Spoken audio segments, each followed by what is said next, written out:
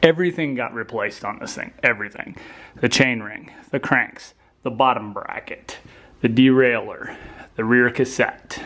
In a nutshell, that is all of the upgrades that have been done to this bicycle. Now, why did I make these upgrades?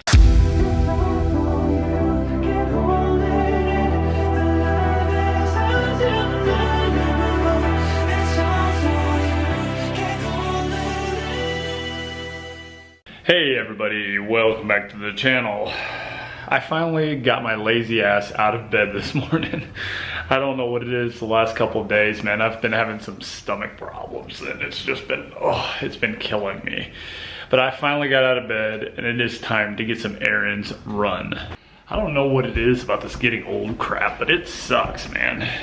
Every morning I wake up with more pains, less and less energy. I don't know. We're going to run some errands, but we're not going to run errands on the Brompton. We're going to be running errands on the Zizzo Forte. And I'm going to talk to you later on in the video about the modifications I made to the Zizzo Forte drivetrain. I know a lot of you have been asking about what kind of drivetrain modifications have I made to that bike. In this video, I'm going to tell you those things.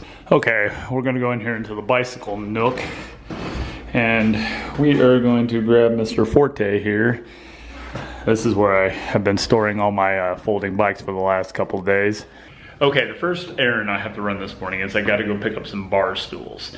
Now, I've had this little counter kind of slash bar in my apartment. This thing right here, it's part of my kitchen. And it would make a perfect place to sit in the morning and eat, or in the afternoon and eat, or just drinking a cup of tea. And I want to pick up some bar stools. The problem is I went to Target, I went to a lot of these department stores, I even went to some furniture stores here in downtown. And either they have stools that are outrageously expensive, or they have decorative stools that are so fancy that they just don't go in my crappy apartment, or they're just so cheap and chintzy they look like they'll fall apart after you sit in them one time. There's nothing that's just simple black, you know, something that would fit my motif here. So this lady on OfferUp is selling two basic black stools right up my alley for $25.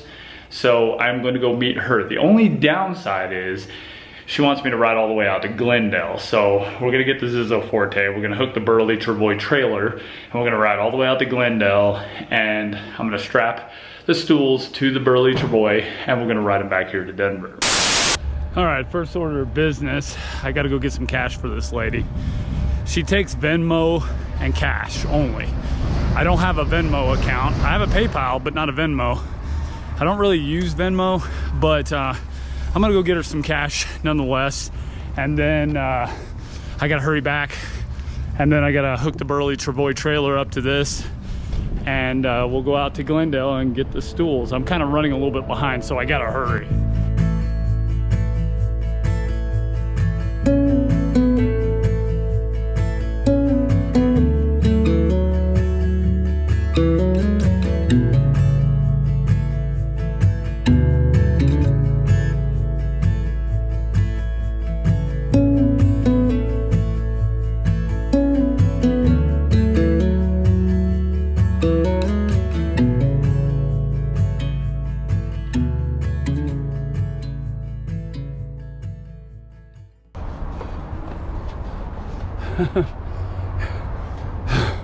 This ramp that goes to the main bicycle trail is nothing but a solid sheet of ice. It looks like it's wet.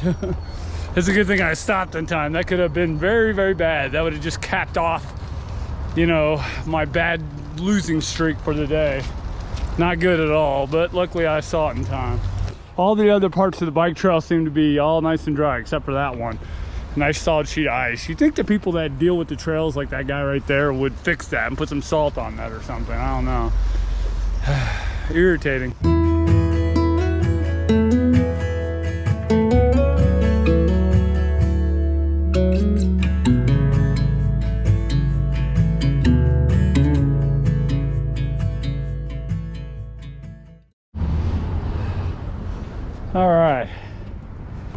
All right, we got the bar stools. Like I said, they're cheap. I don't like spending a lot of money on household things, you know, and these were cheap, and the lady was selling them in the black, so I'm happy with it. Now we got to get them home. And this is like one of the busiest areas of town, so you know, out here near Colorado Boulevard, so it definitely can get really crazy, and you got to watch out for drivers, but hopefully it will be fun.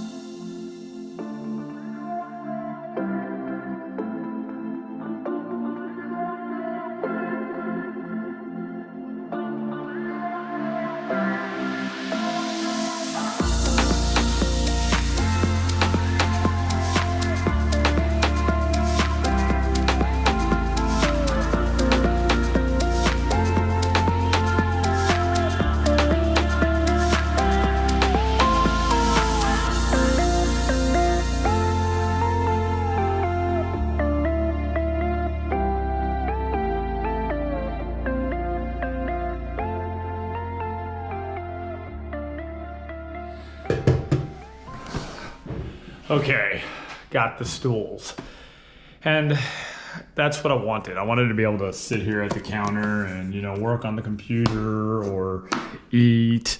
So it works out really, really nicely, I think. I stopped on the way home and got a couple things done. Just as a side note, guys, look at how dirty the Zizzo Forte actually is.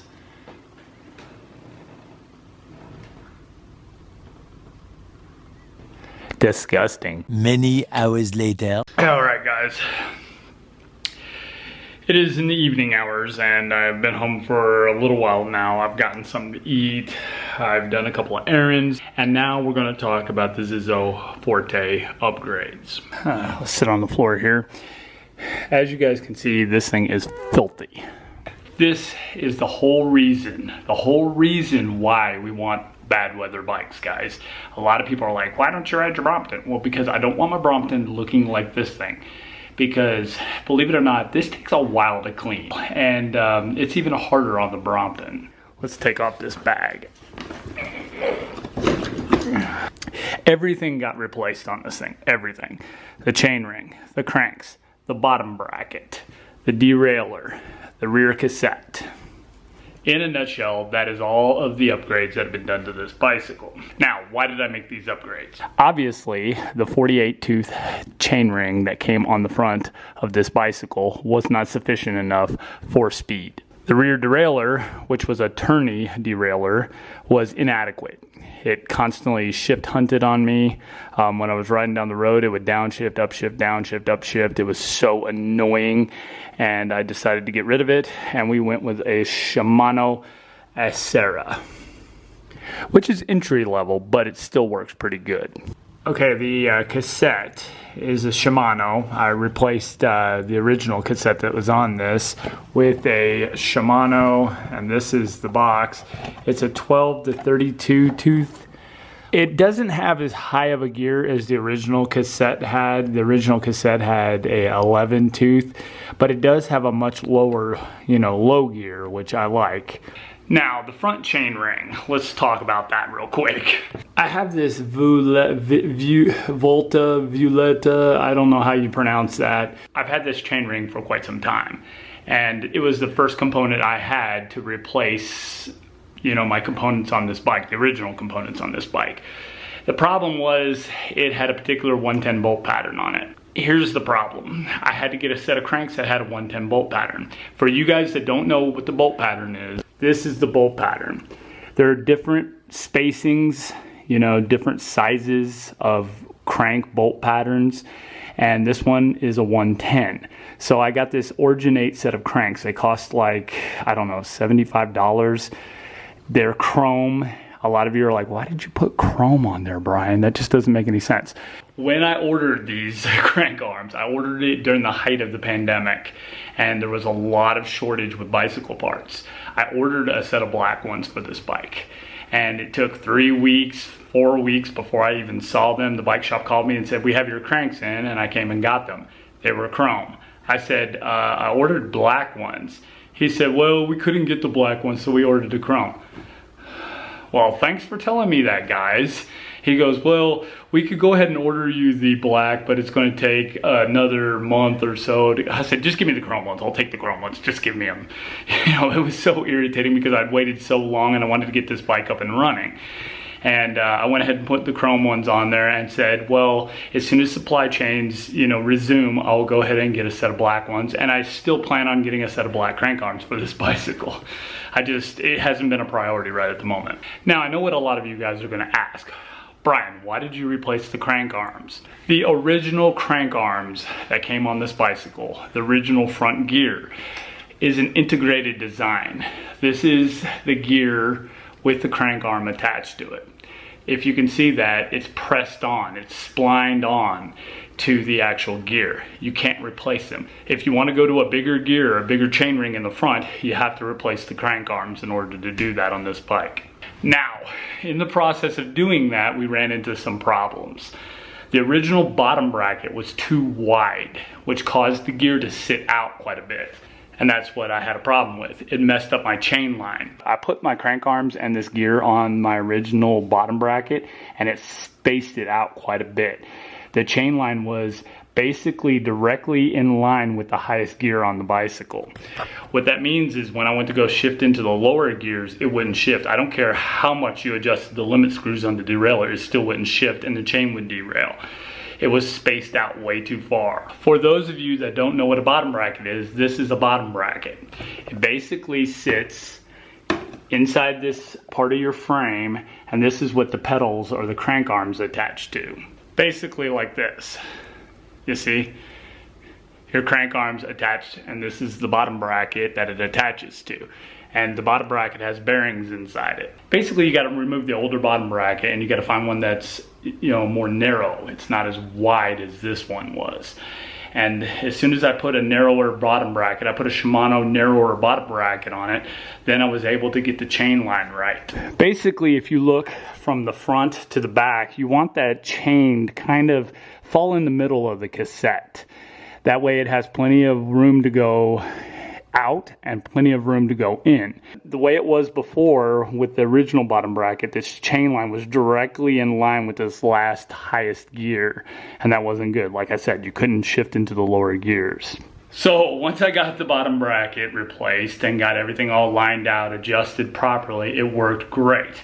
We still had a problem though. Occasionally, under certain circumstances, the chain will derail on you.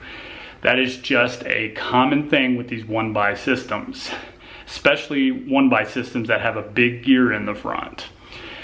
A lot of bicycles will have some sort of chain retention system. The original gear sprocket, I don't know if you could see that. You see the walls, like right here, you see? The chain fits down in there. It's like this groove, so it holds the chain in place. Well, you're not going to get something like that for a 60 tooth. It's just, I have not seen one. I've tried to look. I cannot find a plate or anything that I can bolt to the actual crank arms that would actually cover that whole gear. But under certain circumstances, like if you're going around a curve real fast or you downshift 3 or 4 gears at one time, depending, it can derail on you. Sometimes under certain conditions, like if there's a flex of the bike, like you're going around a turn really fast and you go to shift, it'll derail sometimes. Not all the time, but sometimes. Sometimes when you hit a really big bump and that chain kind of just bounces like that, sometimes you could even see it almost came off right there. So sometimes under heavy bumps, curves, quick downshifts, whatever, it will derail sometimes. So in order to mitigate that, I had to get a chain retention thing, and I had a hard time finding one. Most chain retentions go on the seat tube, and it's basically something like this that actually will hold the chain in place, keep the chain from derailing. And I need to adjust this one up again because it has come out of adjustment. I could not find one to go around this huge seat tube. So I had to get something that was, you know, for a regular bicycle, and I thought I could probably modify it, but really you want this thing sitting back a ways, kind of right about here. But unfortunately, I can't find anything big enough to go around that seat tube, so I went and got one for a regular bicycle. I noticed that it would actually fit around this tube right here, so I ended up putting this Origin 8 chain retention system here on this tube right here. It's not in its optimal spot. It really needs to be right here, but it's better than nothing. Basically, if I adjust this down so far, it keeps the chain from, you know, coming up too much. So if it does bounce up or it tries to derail, it won't. Now, since that chain retention thing is not sitting in the proper spot, there are times when the chain will kind of get wedged, and because it cannot come off. That thing keeps the chain from actually coming off, but it does kind of wedge sometimes. Like, I won't be able to pedal, and I have to kind of back pedal it to get it unwedged and start pedaling again. That happens pretty rarely, but it does happen on occasion. If it was sitting in the proper spot, it wouldn't do that at all. So those are some of the issues that I have with this system. The derailing was getting quite irritating. I'm not gonna lie, I was getting really frustrated with it. So this chain retention thing, it does help, but it doesn't 100% take care of the problem. I've got a bunch of these KMC chains. This is pretty much what I use. They're about $15 a piece. They're 7-speed. That's what I use on the Zizzo Forte anyway. There are some things I really need to still line out with this whole gearing system. If I can find a better chain retention system for this, I'm definitely going to do that. If you don't need the extra big gear in the front, just stay with the regular gear that come on it. This is a 48 tooth. If it's sufficient for you, then I wouldn't go through all the trouble of replacing the front gear, the bottom bracket, the crank arms, all that stuff. I would just keep the original one on it. There's nothing wrong with this. There's nothing wrong with this at all. As far as the chain ring, it works fine. You won't have a problem with it derailing. It's a lot less headache, let me tell you. It's just not big enough gear for me. That's the only reason why I replaced it. Anyway, guys, those are the modifications we've made to the Zizzo.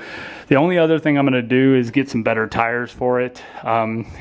These tires definitely are not very puncture resistant, and since it has been snowing out, the wide 2-inch tires that are on this thing are definitely beneficial. But after the snow goes away, I'm going to definitely put some Schwalbe Marathon 1.5, you know, 20 by 1.5. I'm going to definitely put those on there for some puncture protection. Anyway, those are the modifications, guys. I know a lot of you have been asking about it. Those are the modifications. That's where the bike is sitting right now, as of now. I'm sorry that it is a dirty mess. I would have cleaned it, but it's going to snow tomorrow, and there's no point in cleaning it when it's just going to get dirty again. It'll look worse than this by tomorrow afternoon. So we're not going to bother cleaning it until after all this snow pushes away for quite some time. So anyway, guys, if you have any comments, questions, leave it down in the comment question section. Slap a like on the video if you like it, and I will talk with you guys on the next one. Bye-bye.